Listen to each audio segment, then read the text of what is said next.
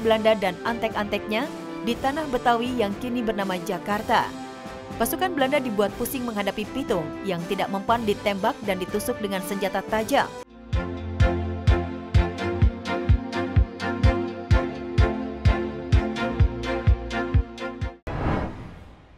Sadiman alias Sakra. Sadiman atau Sakra merupakan pejuang asal Bangil, Madura yang gigih melawan penjajah Belanda serta para pengkhianat bangsa. Sikap Sakra yang anti penjajahan membuat Belanda marah besar. Mengerahkan pasukan dan antek-anteknya, penjajah Belanda berusaha menangkap dan membunuh Sakra. Namun selalu gagal karena Sakra dikenal sakti. Pengkhianatan terjadi ketika kesaktian Sakra yang hanya dapat dilawan dengan bambu apus dibocorkan oleh dua teman seperguruannya kepada tentara Belanda. Sakra akhirnya dapat ditangkap dengan mudah oleh pasukan Belanda, lalu dijatuhi hukuman gantung. Salihun alias si Pitung. Masyarakat Betawi pastilah familiar dengan nama Pitung. Ya, Pitung adalah pejuang kelahiran Rawabelong, Jakarta Barat yang dikenal sakti mandraguna. Berbekal ilmu kanuragan yang tinggi, Pitung melawan penjajah Belanda dan antek-anteknya di tanah Betawi yang kini bernama Jakarta. Pasukan Belanda dibuat pusing menghadapi Pitung yang tidak mempan ditembak dan ditusuk dengan senjata tajam. Menurut cerita warga, kesaktian Pitung berasal dari ilmu rawa rontek atau kepala putus yang dikuasainya. Untuk menaklukkan Pitung, pemerintah kolonial Belanda sampai membuat sayembara dengan hadiah menggiurkan untuk warga yang dapat menangkap Pitung hidup atau mati. Ada beberapa versi mengenai pemicu kematian si Pitung yang dijuluki Robin Hood-nya Betawi. Ada yang menyebut jimatnya diambil orang, rambutnya dipotong, hingga ditembak dengan peluru berbahan emas oleh tentara Belanda.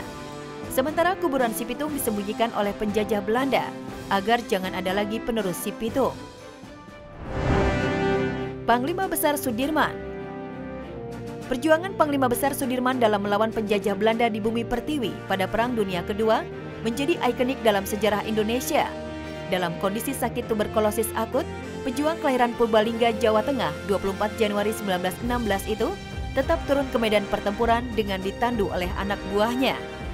Saat Perang Gerilya tahun 1948, Jenderal Besar Sudirman berhasil mengecoh tentara Belanda yang sudah mengepung untuk menangkapnya.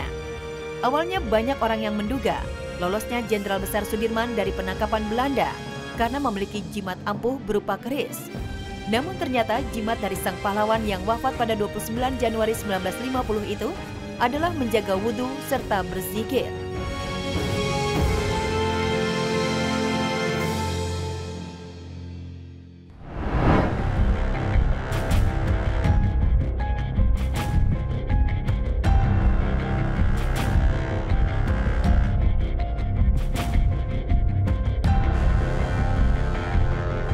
Misteri titik angker Tol Cipali.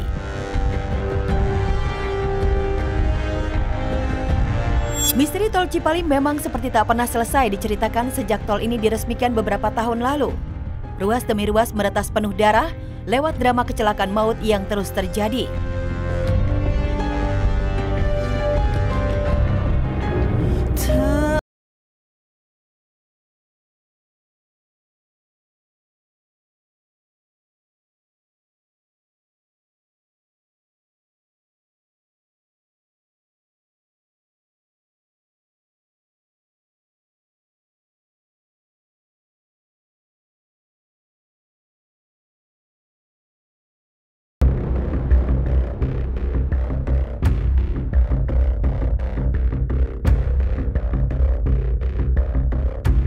Ada sosok wanita berbaju putih melintas setiap kecelakaan terjadi.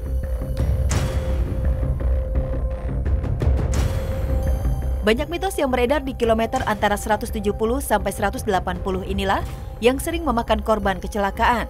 Konon katanya, saat sebelum atau setelah terjadi kecelakaan, ada sosok wanita berbaju putih yang menyeberang jalan.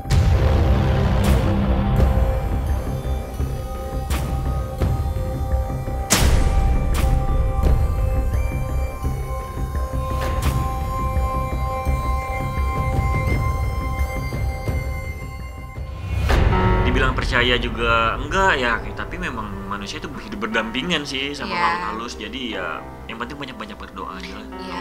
Kalau di tempat maksudnya spesifiknya di situ ada hantu yang bikin kecelakaan atau apa sih, aku enggak Banyak doa aja, mungkin yang untuk umat muslim ya banyak zikir atau ayat kursi dah, kalau di jalanan juga harus itu. atau lewat jalan lain lah. Batu Bleneng diyakini sebagai titik mistik Cipali.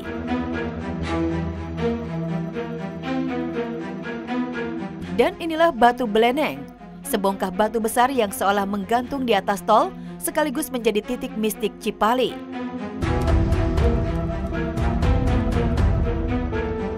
Tentulah Bleneng bukan batu biasa, ada aura metafisika yang sangat terasa jika berada di dekatnya.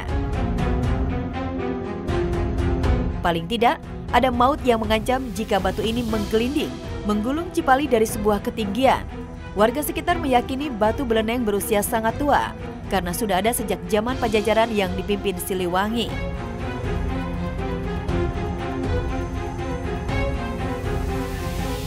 Batu Bleneng dijaga dua sosok makhluk keturunan Siliwangi.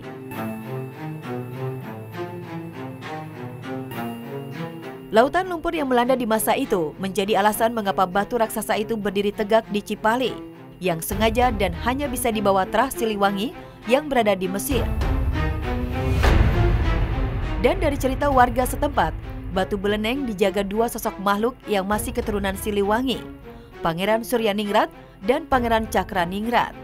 Karena itulah batu yang berdiri di zaman tua tak dipindahkan karena takut membawa petaka. Kecelakaan di Cipali karena tumbal makhluk penunggu.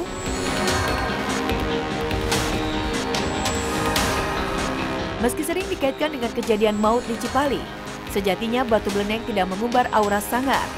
Justru konon katanya, beberapa kilo sebelum Batu Bleneng itulah justru tempat bersemayamnya roh-roh jahat yang kerap menagih tumbal dan haus darah korban.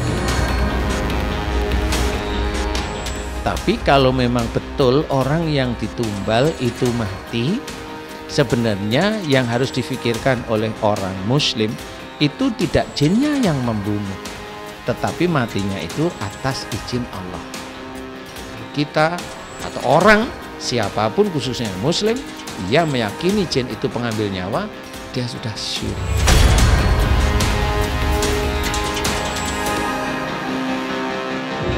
Cerita Cipali memang tidak bisa